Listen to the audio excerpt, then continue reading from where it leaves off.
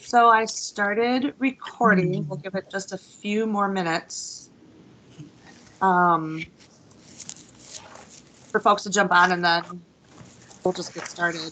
Like I said, I was just speaking with Angelique that hopefully we can move well through this conversation. And the goal that I have is that at the end of our conversation that it's an action item. I will need someone who is willing to make a motion and second, and for all of us to vote that we, as an advisory body on aging to the mayor and city council, support the, I don't know who this is, support the recommendations and the process that we went about to get these recommendations, which is why I invited Gabby to join us too. She was one of the urban scholars who led the efforts of engagement. So, yeah. Hi, Gabby. Welcome. Hello.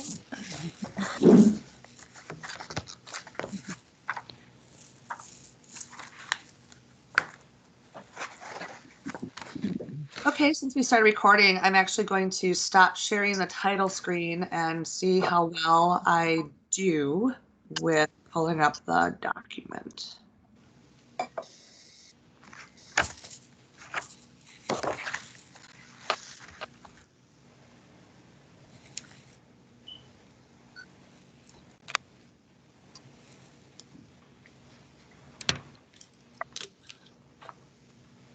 Can everybody see the document on the screen? Yep. Yes.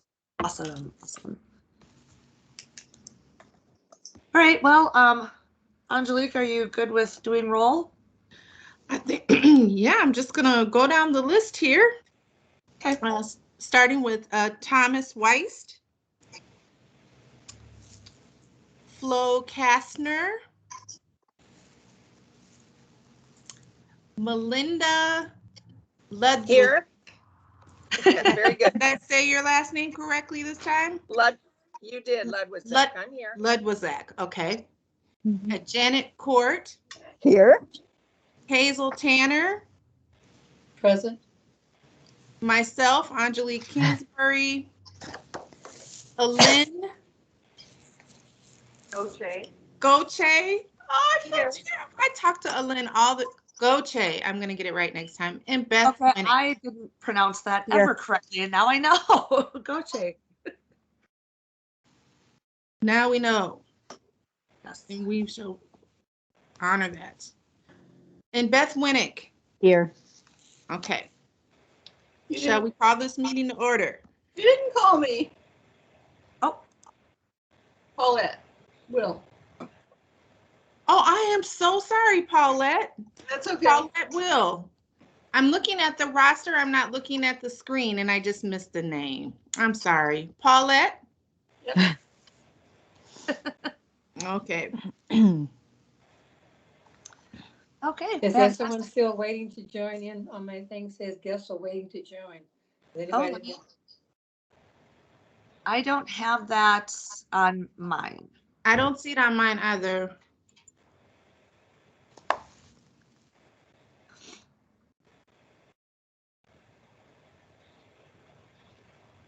Okay. Okay, are we cool to get started, everybody?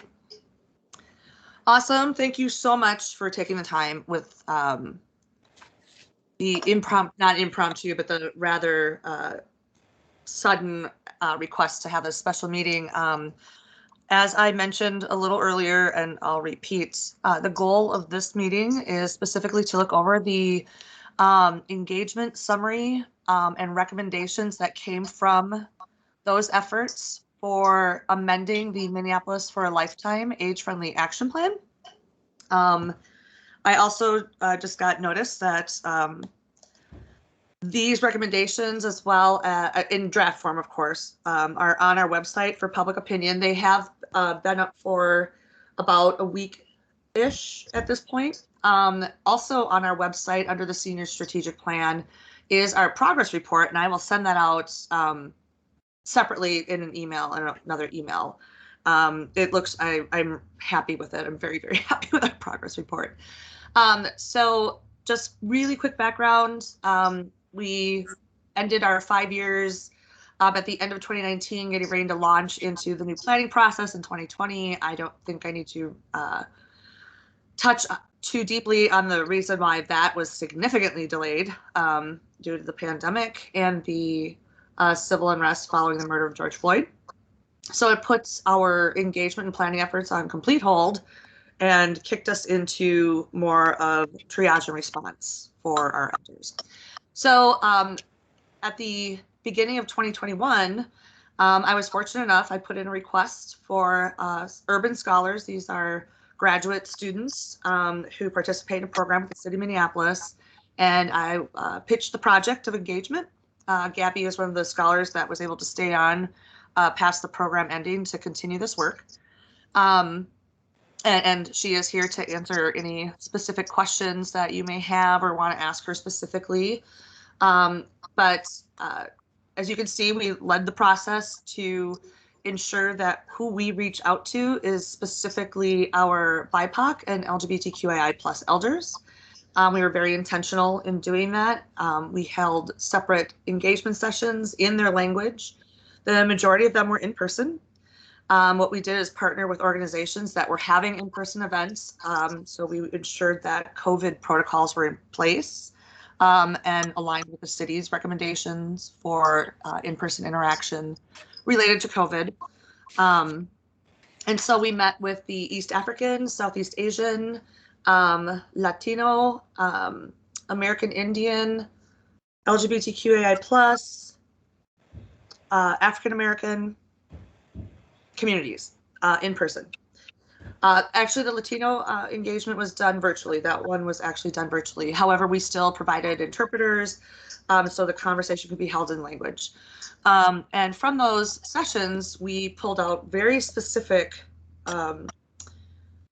conversations and requests and issues per community. So this is a little different than the process we did last time. The good news, this time we actually exceeded the number of elders we talked to than the first iteration, which is quite the achievement given the fact we're in a pandemic. And this is, you know, a vulnerable population.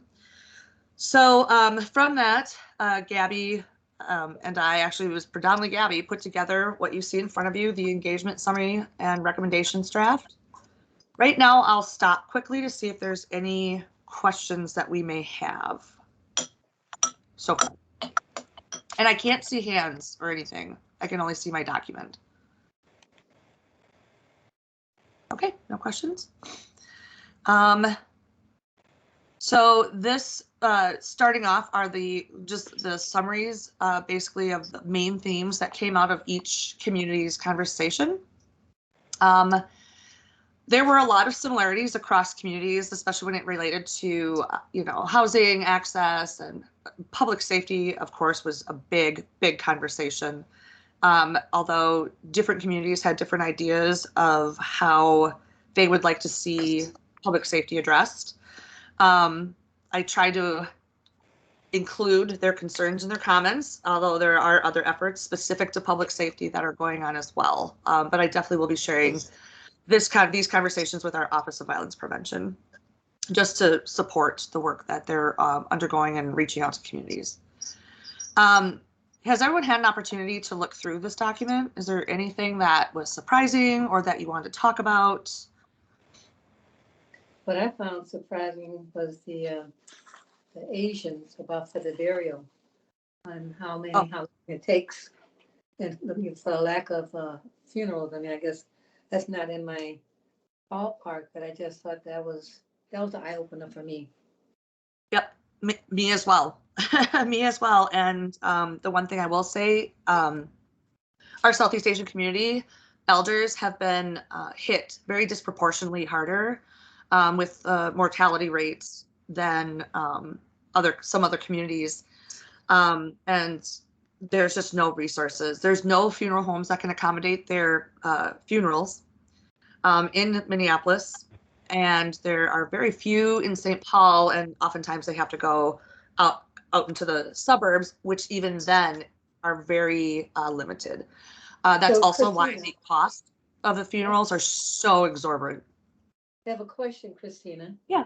So, did they share, I mean, I guess I just need to get a sense of what do they need for their funerals? If it's not like I don't know, when they put them in the casket and they're getting embalmed. So is there a special procedure for taking care of their deceased ones?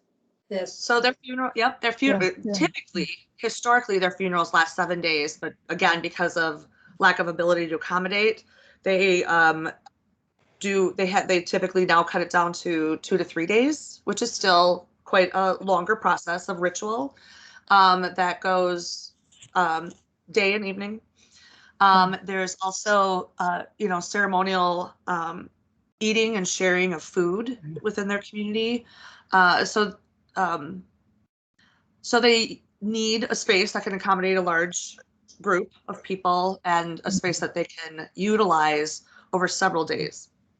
They're What I not just a also- family, excuse me, they're not just a family event. It's the entire entire extended it's a family community. group, people from all over the United States. Yes, there are people who will come in from out of states and all throughout. Their family structure is a little different than the American family structure, if you will, and they have a clan for each family name. There's 18 different clans, and so it is a large amount of people typically, and that'll come through maybe not necessarily all at once. I'm not super savvy, so I don't want to speak to cultural events such as this I just don't have that knowledge base at that deep of a level. But I do know that they need a fairly large space. They need a kitchen and an opportunity for folks to sit. They need a few separate rooms.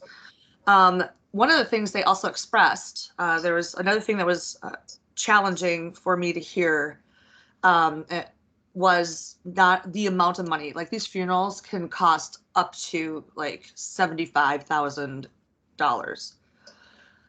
Most of the Southeast Asian community are poor, very low income. And so there's a lot of borrowing, a lot of going into significant debt to cover a funeral expense.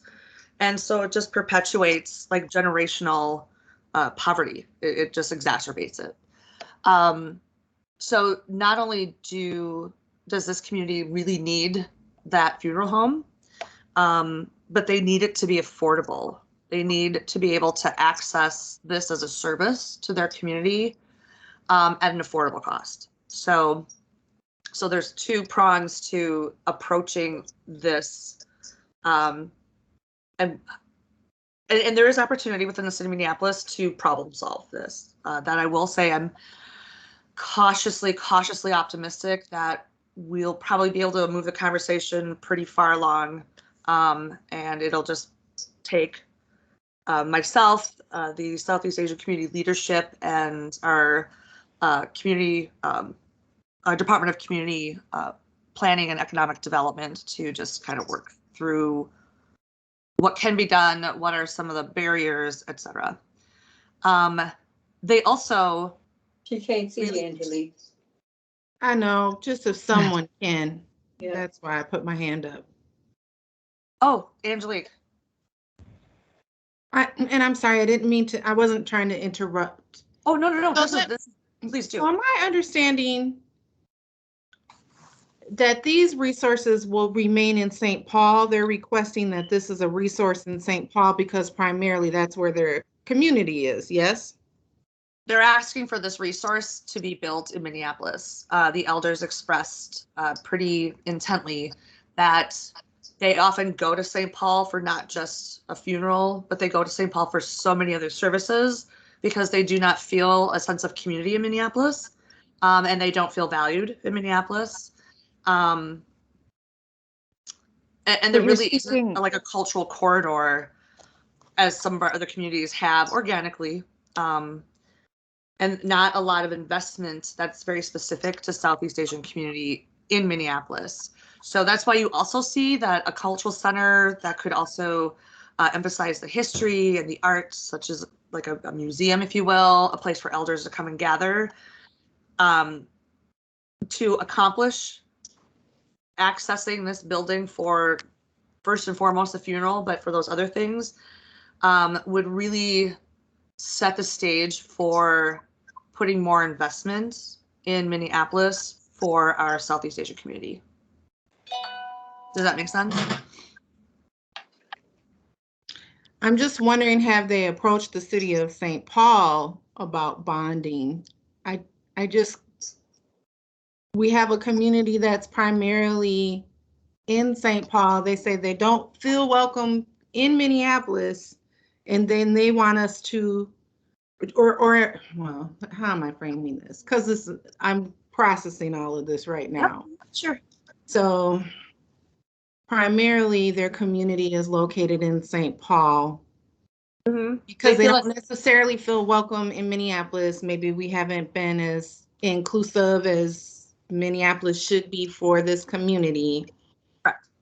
But the community resides in St. Paul. I'm just wondering, have they approached St. Paul with this? So a lot of, like I said, a lot of community does reside in St. Paul, and their resources, businesses, and all that are very much located in St. Paul. But we have a large, I'll look it up quickly, or maybe Gabby can look it up quickly. We have a large Southeast Asian population, primarily located in North Minneapolis. They're located throughout the city of Minneapolis, but they are primarily in North Minneapolis. And let's see. I'll try and find the exact. So these were Minneapolis residents that expressed Yes. that they want this center in Minneapolis, so Right. that they didn't have to keep for their, schlepping, if for you will, Minneapolis to community. St. Paul. Yeah. Right. Okay. So let me explain a little bit more about Southeast Asian community, and this actually is relevant to many of our other communities. They don't operate within borders. Like borders, they reside somewhere, but that's not where they operate. They operate as family. And so wherever they need to go for family and for that connection is where they go. We, throughout this, talked with elders specific to Minneapolis. Some of our elders throughout, not just the Southeast Asian, but some of the elders throughout the community did not necessarily live in Minneapolis, but look to Minneapolis to come. They have relatives. Depending on which community you spoke with, there's resources that are located in Minneapolis that they access, et cetera. Primarily throughout all of our conversations, the majority of elders that we spoke with were from that respective community. So they were all Southeast Asian.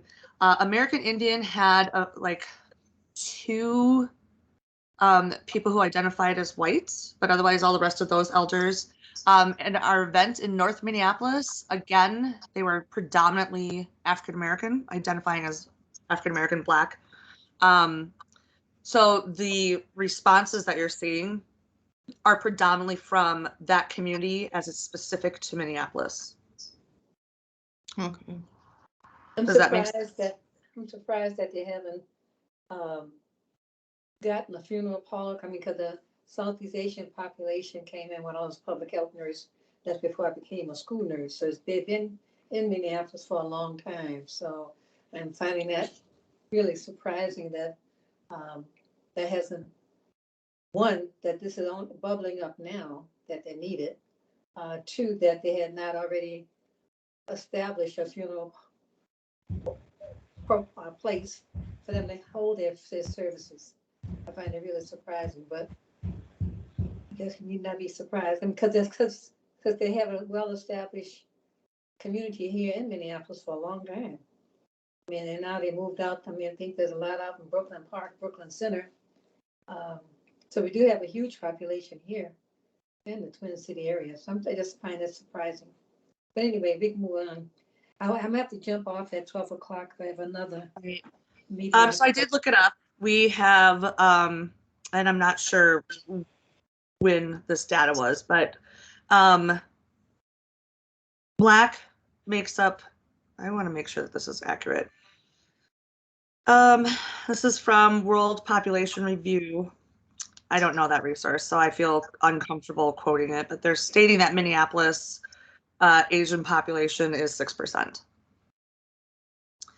I can find better data, but I also don't want to get, me personally, I don't want to get super lost because our native population, technically on paper, would look like, I think 3% of Minneapolis' population, but there are residents, right? So whether it's 60% or 2%, we still, does that mean we don't have a responsibility as a city to ensure that our elders, whether they live here or come here, that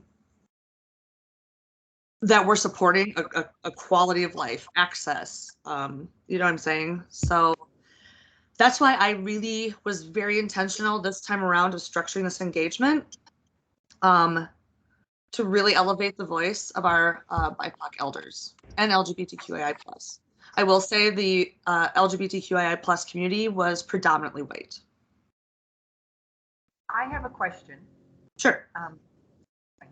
In the report, it states that many elders shared a desire to have more programming available to them, and some suggest that city parks facilities be utilized for these purposes.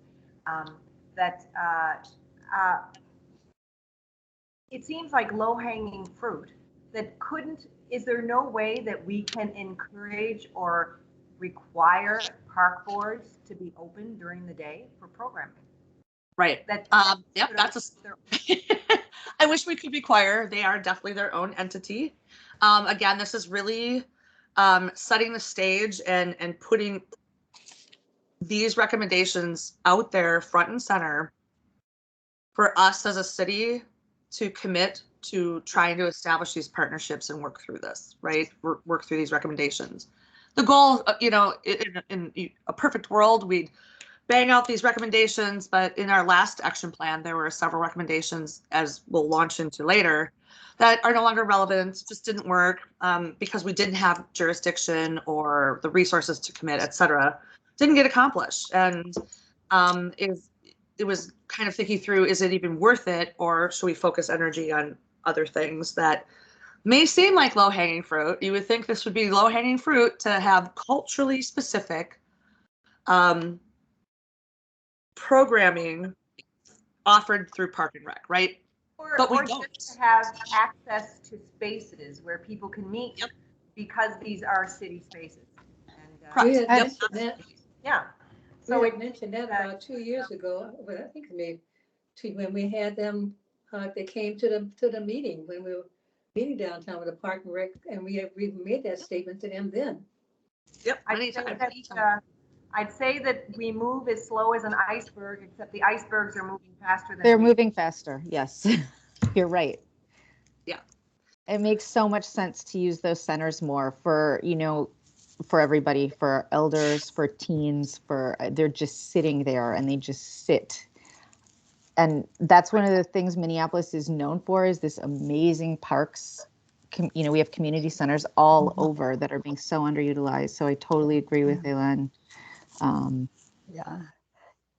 Yep, for And sure. the programming is almost entirely for youth, even though the youth population continues to shrink, and they're not serving the populations that are growing. So the whole, we've been pushing for this for a long time, but I wish we were making more progress.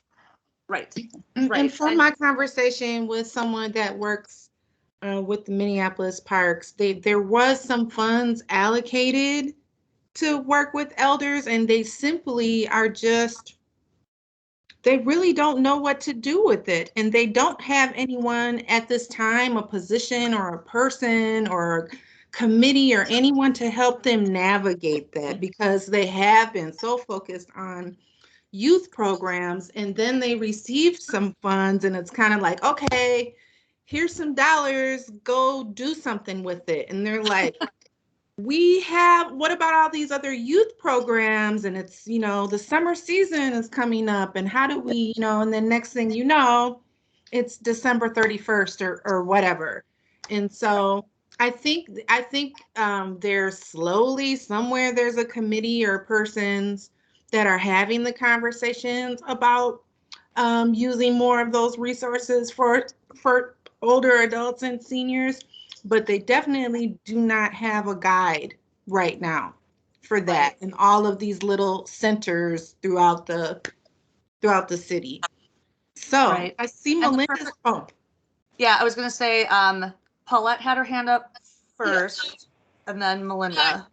Yeah, along those lines, I think that when we do ultimately pass a recommendation, I think we really need to take note of the fact of the amount of time that this discussion has been going on, and the fact that they have come before the board and before our committee, and that there's nothing that's happening. I mean, I was in the meeting, I remember talking about it, and we have an institutional memory here that we need to call to their attention.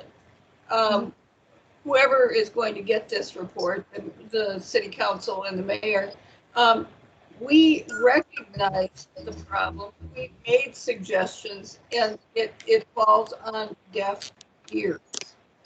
So, I mean, our experience in our institutional memory needs to be taken note of in terms of the park board. Sure. And so these recommendations, when we are talking about clearly that to move them forward into actionable items, is going to take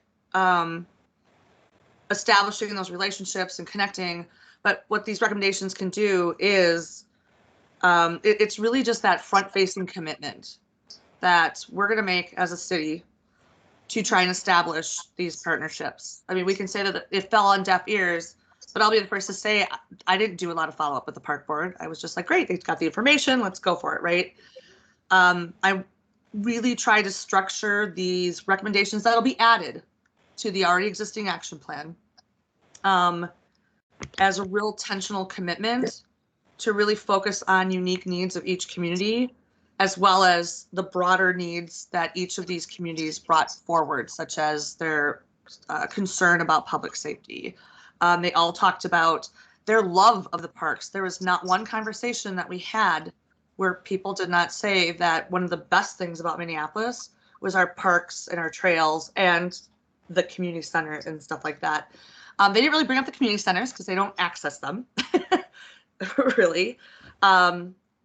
Also, programming is usually not culturally specific, and programming is often comes with a fee. So that also creates barriers. I mean, so it's not just opening your buildings and having programming, but open your buildings and depending on the population where that's located, what's something that's relevant to the older adults in that community, and how do we not put a barrier in place for them to access those, right? So it is a much bigger conversation than open your buildings and have some senior programming, right? Well, then why don't we, as a body, if they came to us and they appeared before the Minneapolis Advisory Committee on Aging, there's a new park board, there's a new year coming up, why don't we send a representative to the park board and make our concerns known to them as a body? Sure. Yep, that could definitely be a real tangible action step that we can take to try and address the programming requests that have come out of these conversations. So yeah, I didn't get quite into the level in this document of like, how do we accomplish that? That's being sussed out, such as exactly what you said, Paulette. Is there a way that we can have someone from the city, whether it's this committee or myself, et cetera, be more proactive and participate actively in the park board conversations?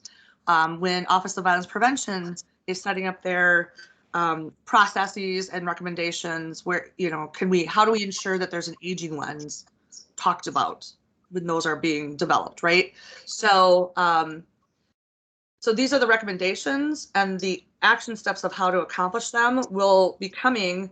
And this document is I've changed it to a very fluid document to really ebb and flow. I mean, the thing that I realized what had happened with the pandemic is that because of this document making the commitment to support in-home services, we were able to quickly triage programming and switch up the programming through the senior organizations that we support, that this document recommends we support, to reach out to these elders, to talk with them because they're more isolated, to see how are they accessing basic needs, medicine, groceries, culturally appropriate meals, all of it. So it was because of the document not being so rigid that we were able to really do and reach a lot of people. One block nurse program vaccinated almost 600 elders and are still partnering with the food shelf. I don't even know how many pounds of food that they have gotten to our older adult community. A lot of them East African. So that's an example of having a plan that has a forward motion, but not so rigid that you can't adjust that plan as needed, as new doors open, as other doors shut. So that is my intention. And we as a committee really need to have this almost maybe a standing agenda item, where or at least once, because we meet only once a month. Maybe we think about a subcommittee. Where are we at with the action plan that reviews quarterly what our successes are, where we're stalling, what are some potential recommended action items that we can take because this particular route isn't working to accomplish this.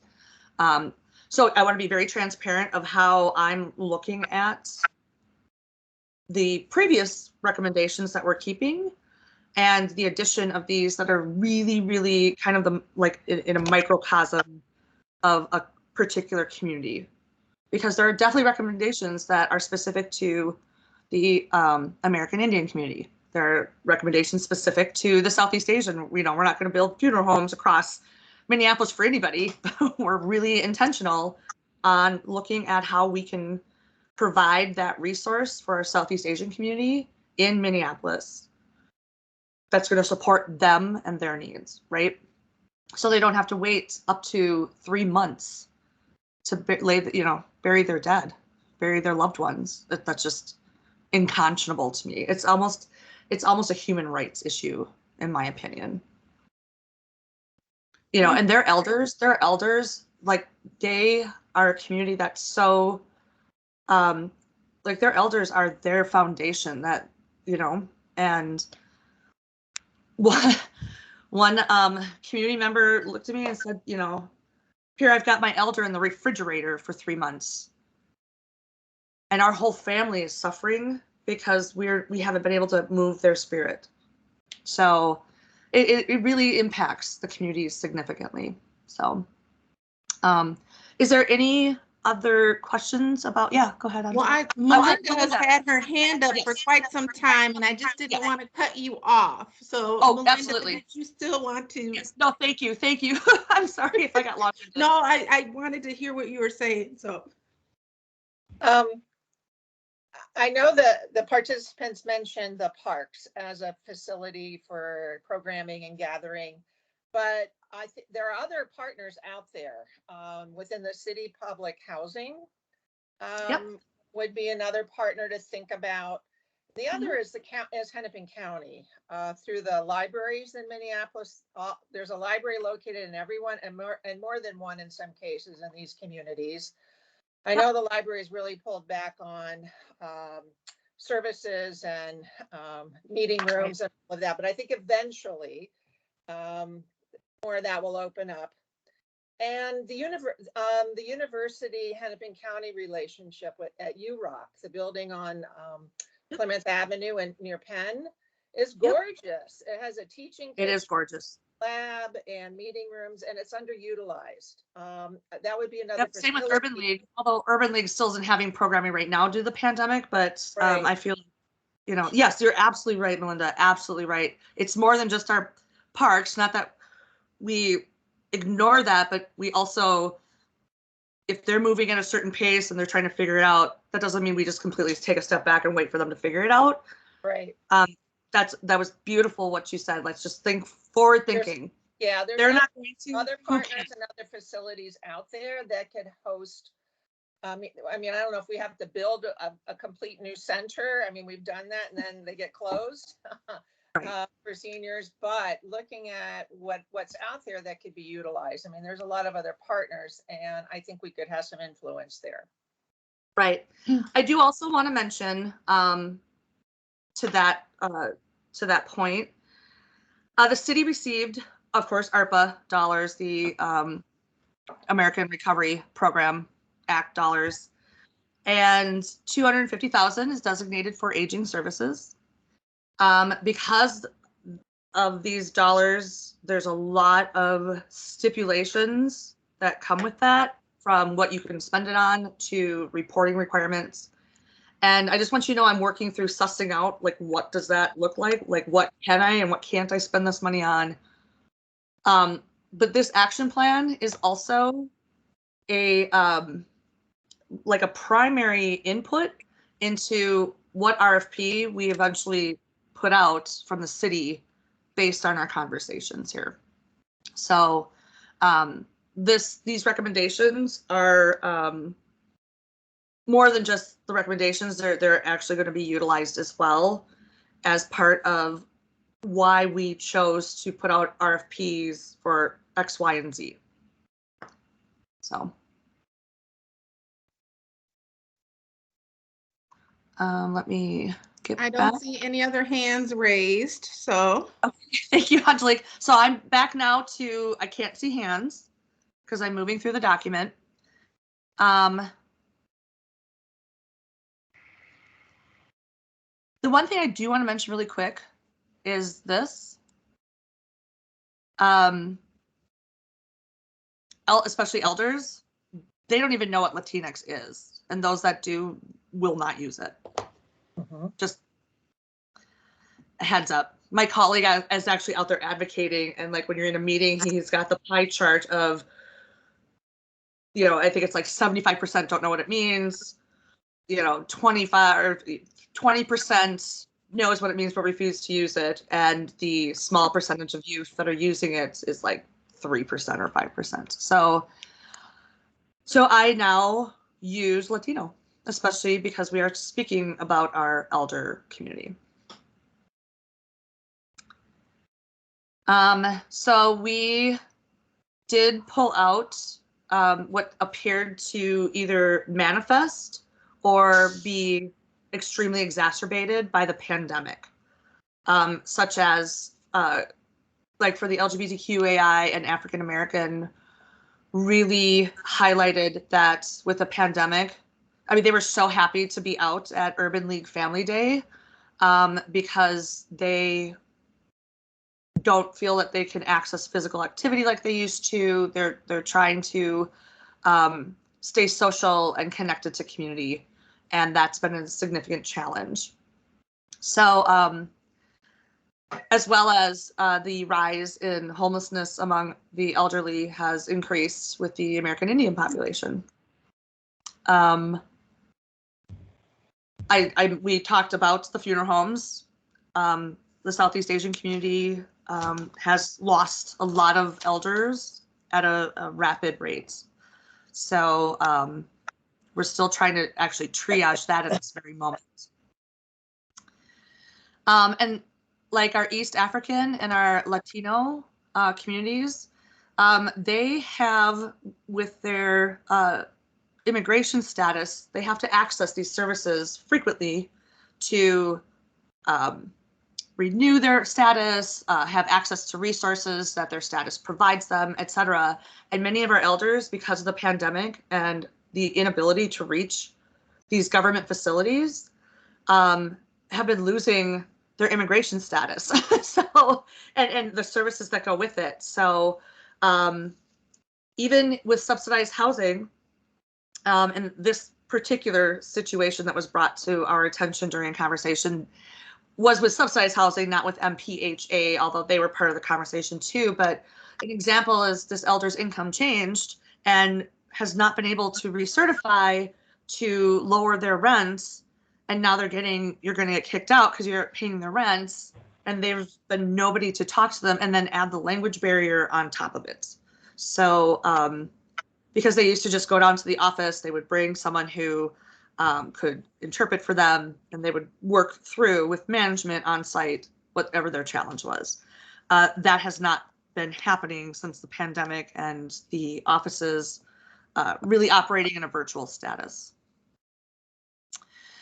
We realized that very early on, we would be looking at an event to go attend. The event would get canceled, rescheduled, or not at all. So our timeline for engaging elders was like blown apart. So at the time, I actually, like I said, I mentioned I had 2 urban scholars. So I had Jessica Herbst and Gabby, who's on the call today, kind of problem solve. And so they developed they developed 2 surveys. One to go to culturally specific or organizations who served cultural communities, elders.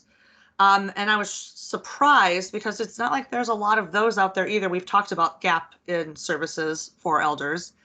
But we actually had 13 organizations that took the survey and 5 that we just had conversations, like virtual meetings with. And we also sent out a survey to the communities through our newsletter, the city's newsletter, neighborhood organization newsletters, and a few other partners, and just asked people just to pass it out. And we managed to get 60 responses back. And the majority of them, I'm pretty sure, identified as white, but there were also diverse voices in those surveys too. And of course, the culturally specific, or the organizations that serve our cultural communities also offered diverse voices. So here's our conclusion. We had over 180 conversations and connections with elders, and we included organizations in that. So from that, we sat and went through and compiled responses, wrote up, reported back to community. We're actually still in the process of reporting back to community this document through the channels we use. So with the American Indian community, we tapped into Homeward Bound shelter that's specific for the American Indian population, as well as Four Sisters Farmers Market, which is where we were in person. Urban League Family Day, we asked them to send this out, and we encouraged people to respond to it, to reach out. In general, the few responses that we have gotten so far have been, it's about time. As a matter of fact, in my presentation to council, I'm actually quoting my colleague, Anthony Taylor, who I know that Angelique and Miss Hazel know who he is, who said it best. Gabby captured this quote, actually, and he said, the elders have always had something to say. They've just never been asked. So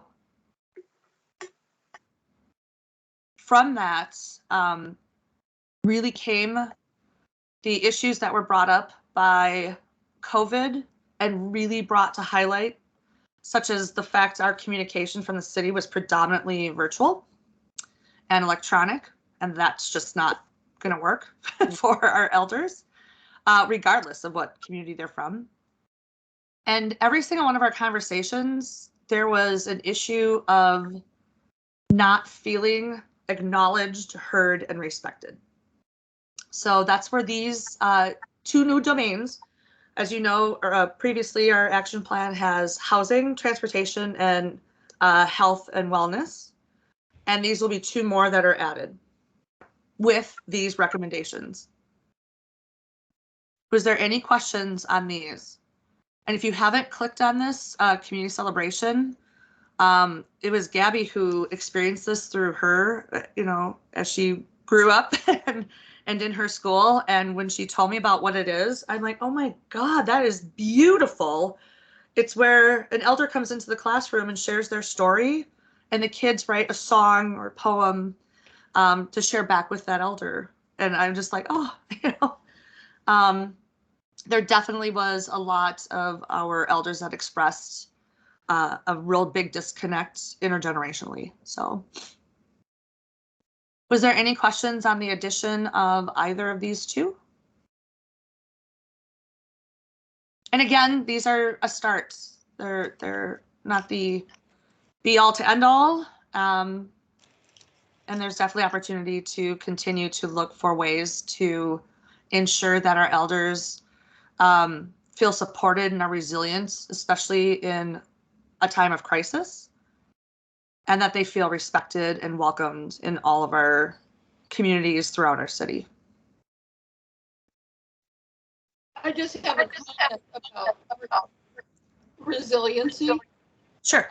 I think you probably know this, Christina, but it was a big issue. We actually had a resiliency officer in an office of resiliency. Yep. Not very long, but Right. and I think well, that's passed. But it's still a very, very critical issue, and different people interpret resiliency in different ways. Yep. And I think it really should be emphasized. Maybe in some ways, the American Rescue Plan funding might be another way of developing, instead of an office of resiliency, perhaps a council on resiliency that would bring in all aspects of the community where voices could continue to be heard. But I mean, I really think it didn't get brought up in the elections. It probably should have been. I mean, I think that the whole vision of Minneapolis as a resilient city is still a very, very pertinent issue. So yes. I really think that I'm glad to see it here, and I think it really should be here. So I'm really pleased that it's here. And oh, thank you. And there'll definitely be like, I don't know if I want to say definition, but like the structure of our current action plan, where our priority are one of housing, and then it gives a objective of what that goal is. So the resiliency as well as respect will be expanded when it comes to the final product, as to that definition, that we need to ensure that our elders are able to respond and feel supported and continue to have a good quality of life in the, just regardless, but especially if there is crisis, whether it's geographic crisis of an immediate area, or whether it's citywide, or whether it's global, like we're seeing with the pandemic. So. Well, I'm glad it's here, so. Good, thank you. Melinda? Yeah, I just want to offer my kudos and on behalf of our committee to the interns who did this great work. It was really difficult to do this with these communities and the conditions of the pandemic. And I think there's really great stuff here that we can go forward and work with. So I just want to thank them for their great work and for sticking with us through the project. Yes, I was so, I cannot tell you how fortunate I was to have Jessica and Gabby. They really, because I was still operating in like the overall triage mode, and not that my aging work went away, but my focus, I was not able to focus at the level that this deserved. And both of my scholars just took this and ran with it and produced beautiful, beautiful products. So, and to be able to have Gabby stay on with me, and that she was willing to do that, was invaluable. She was invaluable throughout this whole entire process. Yay. Thank you, Gabby. Yeah, and she will be presenting. She will be presenting the brunt. I will, yeah, probably the brunt of this to council because it was her and Jessica that really are the ones who honed in and developed the process of how we're going to engage. Troubleshooting, like using surveys and just trying all different mechanisms of engagement, modes of engagement to ensure that we are reaching as many of our elder voices as possible. And then talking through, what does that look like? What did you hear from this? What did each of us take down in our notes? What did you glean from the surveys, et cetera? So they put this together, and it was actually Gabby that finalized it. So A+ work.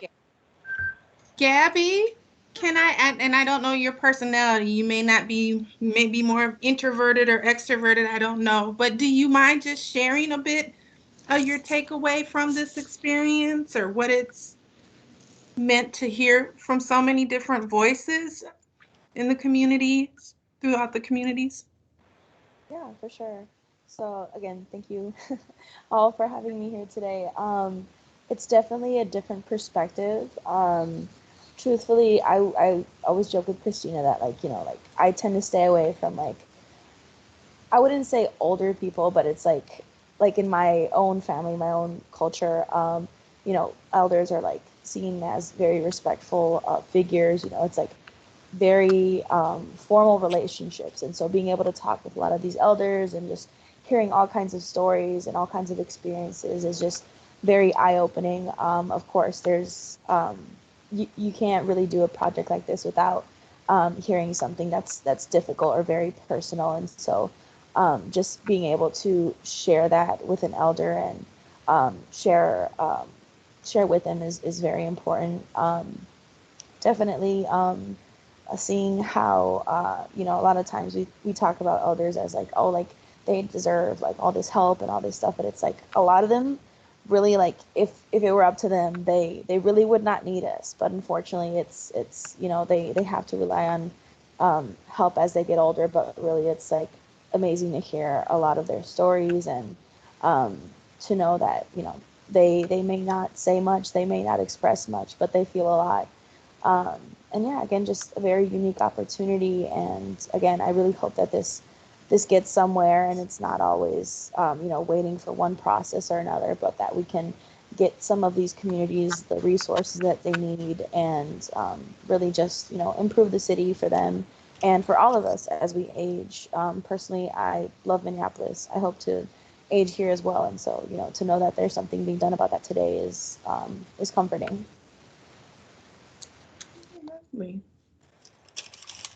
Thank Good you. work. Thank you. Good job. Yeah, for sure. So we are now looking at the items. There's clearly not a lot. That as I looked at our progress reports, that conversations we've had, especially the recent conversation we had with Trellis, and how we can try and continue to come up with these programs, and resources that we wouldn't be coming up with, but trying to pull them together and create a resource guide or something like that. When really the work that Trellis does with their linkage lines, and they just don't have the support or capacity right now.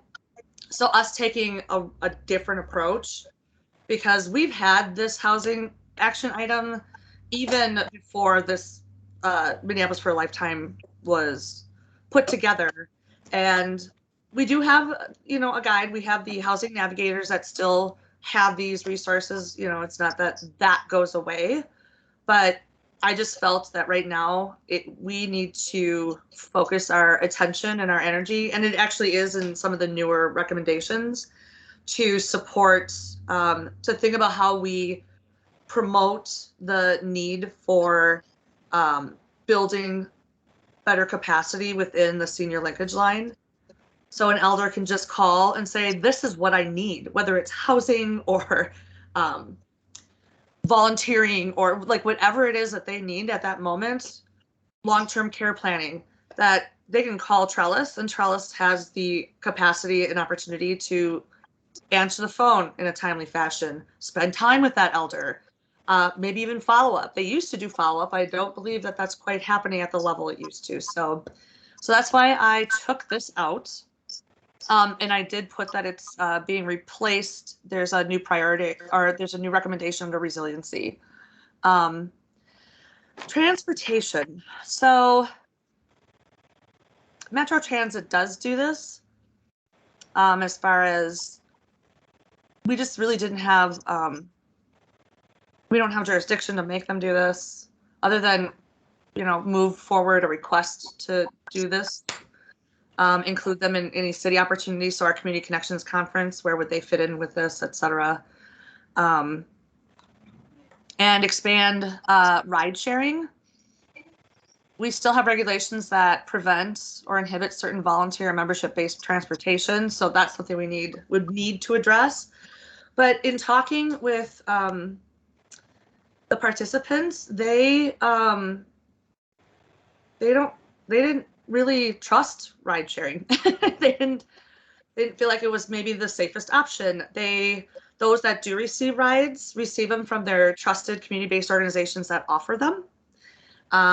If anything of expanding, we should look at those organizations. Like if AARP allows transportation to be funded, let's put that in the RFP to have organizations provide rides to doctor's appointments, to the grocery store, to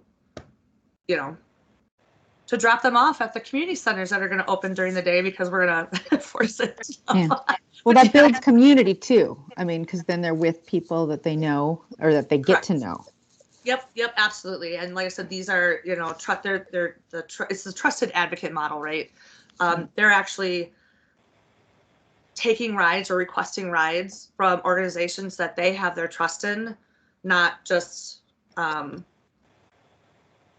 Metro Mobility has come up in these community conversations too. And again, that's more, I think a better approach is the one we talked about taking with the park board, where we figure out how we continue to work with Met Council on improving public transportation for our elders, which is also under the recommendation. It's a recommendation under the new domain or priority area, if you will, of resiliency. This.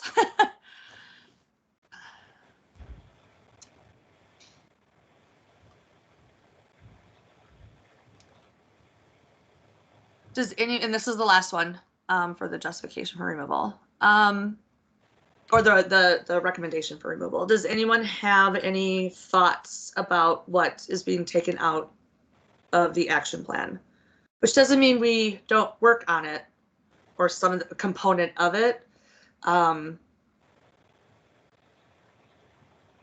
just don't know capacity, relevancy, reasonableness, like all of that. I felt that we don't need that in an action plan, that this is something that's already being addressed throughout our, and just, all that's being removed is this particular one.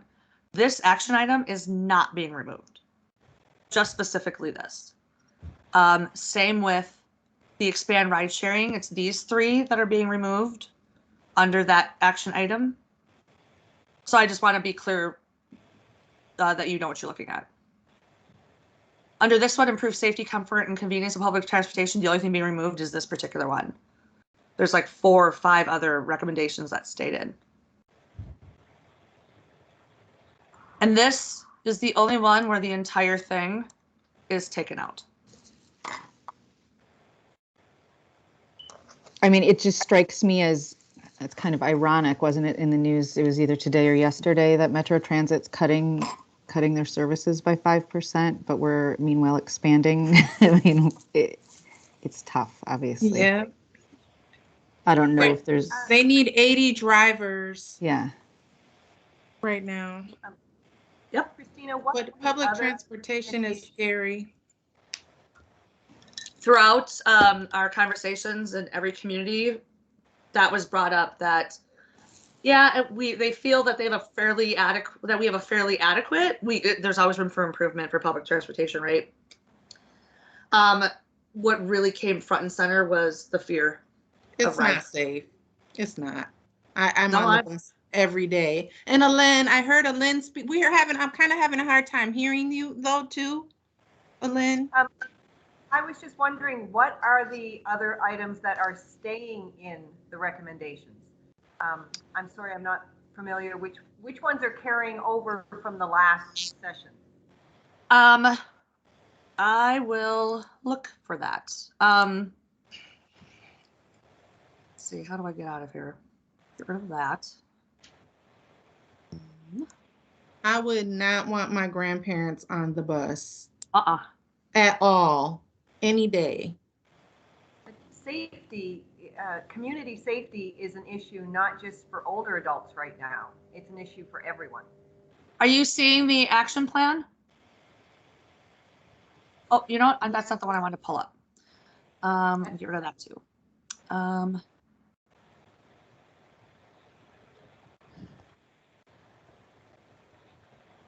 Okay. Where is the update? So I'll look for that for a hot minute. So other than looking for what's staying in, is there any other conversation or comments?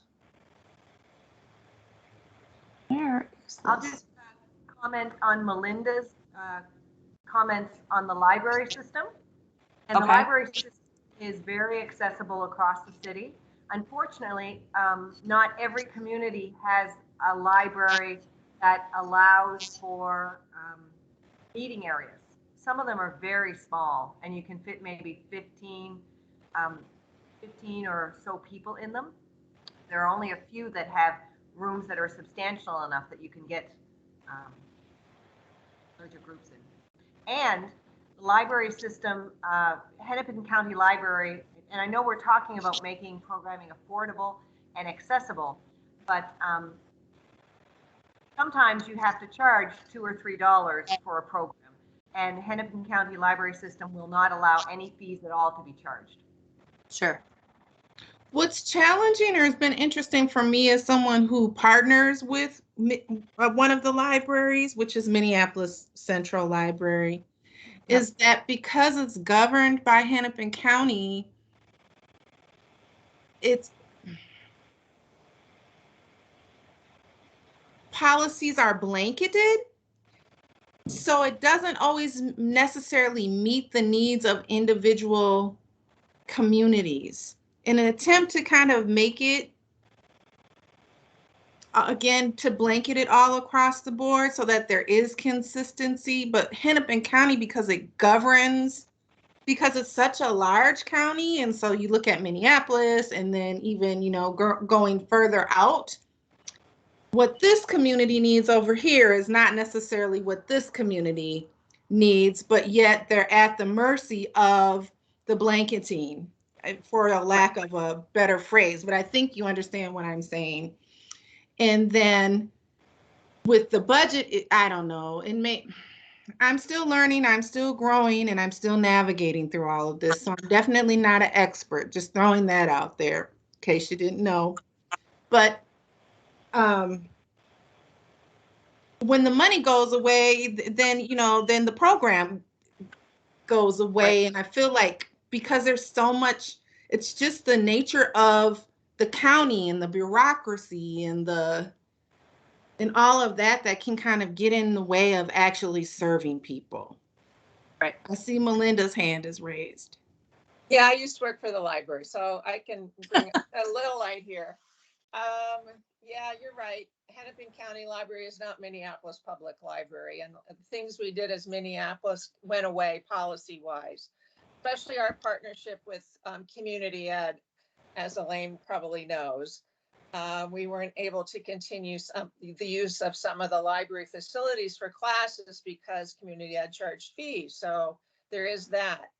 But the library does have other resources. They have tons of legacy money that they could be, that they don't spend. And I know this is public, but while I was working with these funds, they were always a system that had a large amount in reserve in that account. So I'm just saying what I know was true. They also have a Friends of the Library organization that raises lots of money, and we can advocate with them to look at how they're serving the elder community with their library programming. I mean, they're really big on youth and homework help and early childhood. I think they could be persuaded to look at working with older adults, because that's the population that's coming to the library. Besides children and families, seniors use the library probably more than any other population. And they do a fairly good job of home delivered service of materials and all of that. And I think we could prod them into doing more in that direction. So just my 2 cents.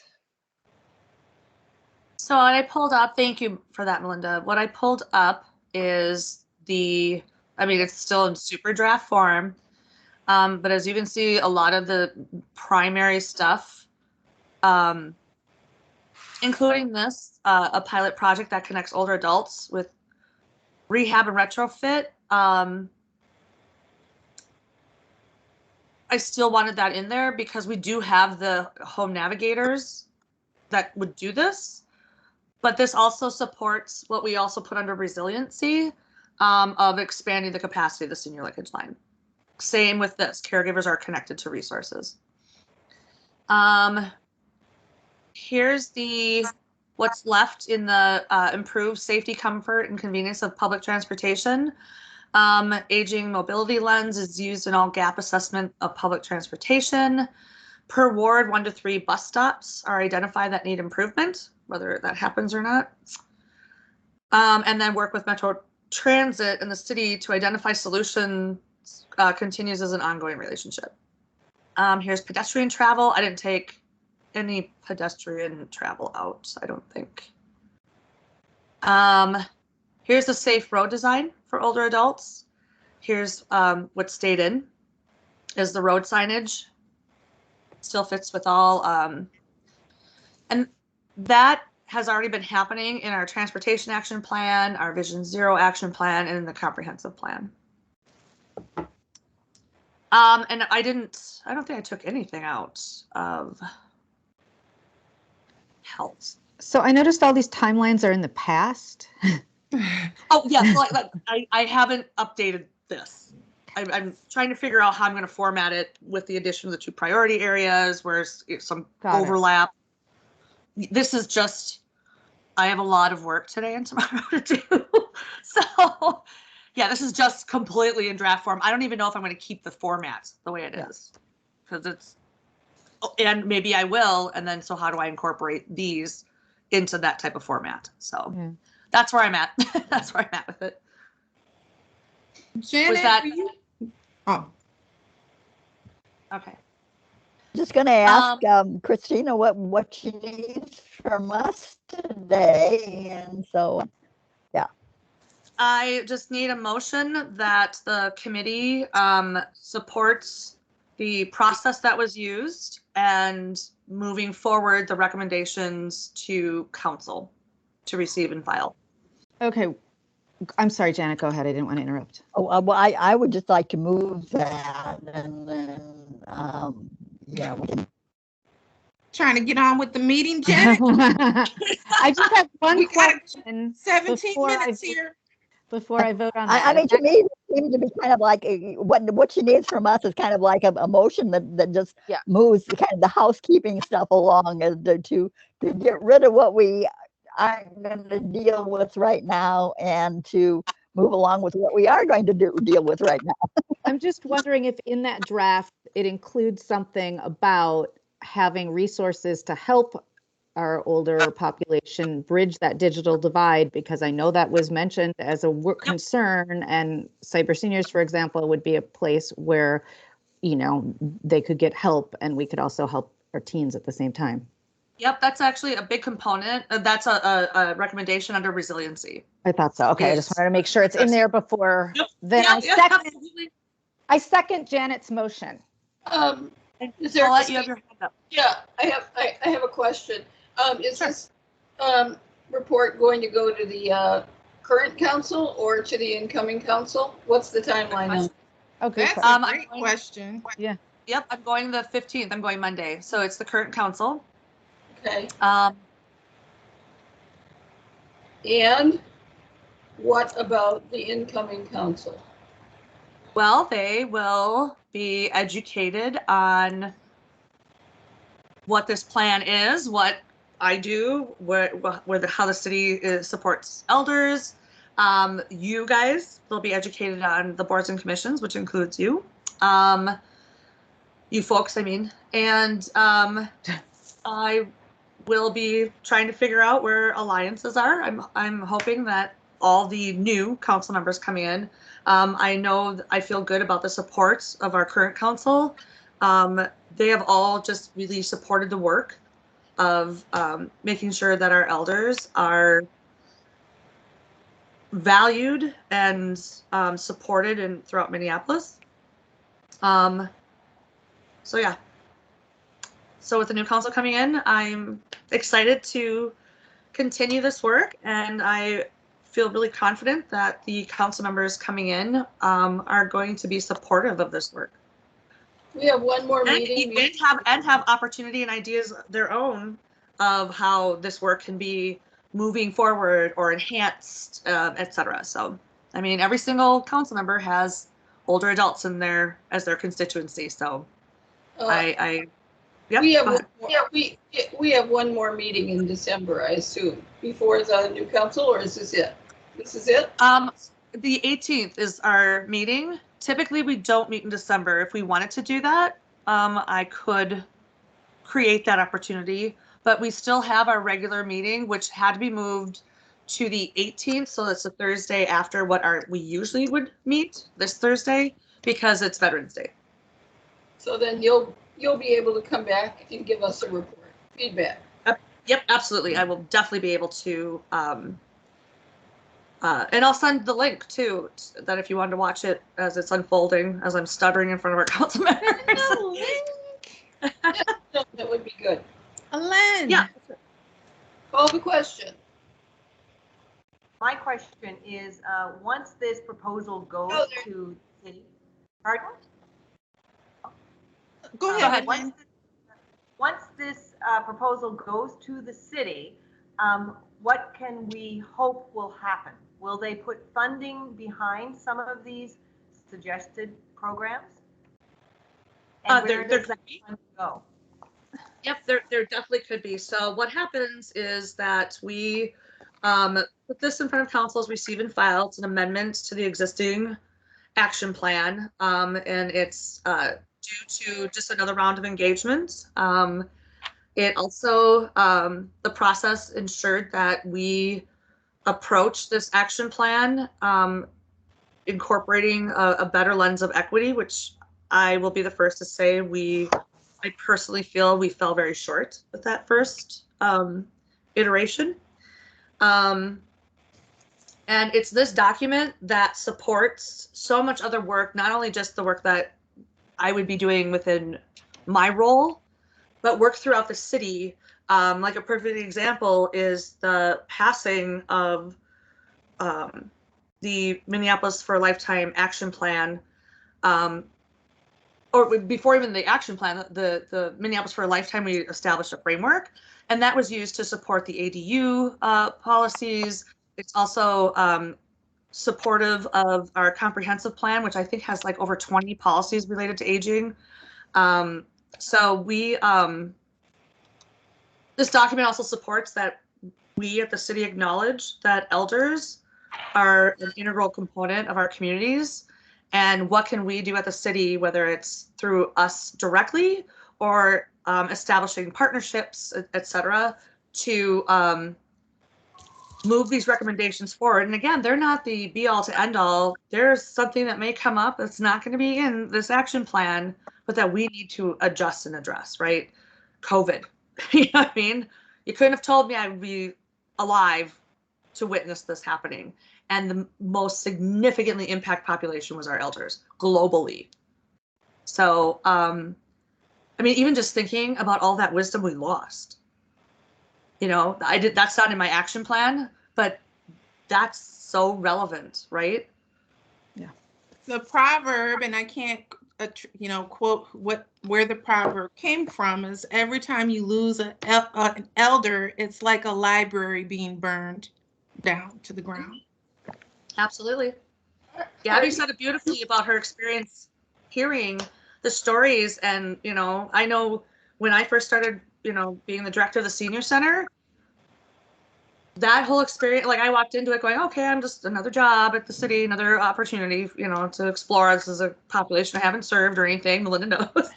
And I was there for 6 years. I couldn't leave because like my life changed by sitting down with older adults and having these conversations. My whole entire perspective and how I approach life was turned on its head.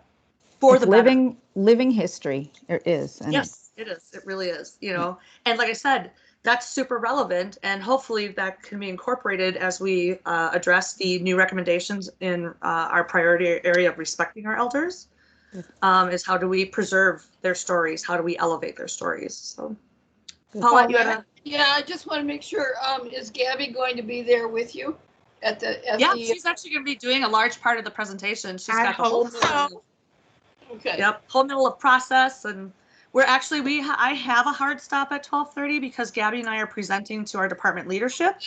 Then I'd like to call the question, and that means no more debate.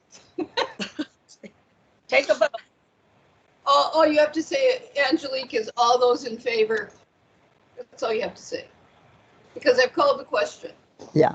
Okay, thank you for the coaching. You're welcome. All those in favor? Aye. Aye. Nobody opposed? Nope, nobody's opposed. All right, done. Done. I can put this marked agenda out there today and say, and write up the Janet's.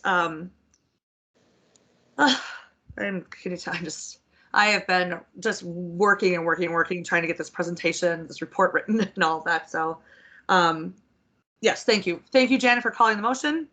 Thank you, Ellen, for seconding it, and I will put this forward, and we will move forward. I'll get the link to you all to the progress report as well as to the Public Health and Safety Committee meeting on Monday. Thank you. Go enjoy your 10 minutes. I'm gonna probably eat something quick. Go do that. And it is just my I shouldn't say just my leadership, but I so value the leadership of my department. They have been so supportive of this as well. And so I'm looking forward to hearing their feedback. And I actually just thought about something that I need to probably incorporate, and I'll talk to you, Gabby, quick, at 12:30 when we jump on, because we're not going to be able to fix it now. But I'm like, we need to highlight and celebrate the work that has already been done over the past 5 years and the successes that came from it. And I don't think that stands out in this particular presentation as it is. So I guarantee you my leadership will be mentioning it. Well, I'll sending just you beat up to the punch. screen there. All right. Thank you all again so much. Thank you. I appreciate you. All right. Take care. All right. Bye now. Bye. We're adjourning. Everyone. Yeah. Okay. Motion to adjourn. Sure. Motion to adjourn. Little sloppy special meeting, but we're cool. All right.